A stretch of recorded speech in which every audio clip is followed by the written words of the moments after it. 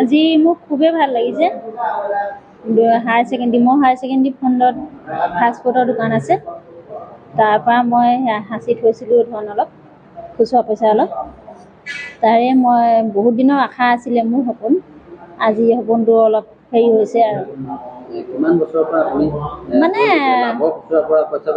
লাভৰ পইচাবোৰ থৈ গৈছিলোঁ, কেইবা বছৰো হ'ল আৰু।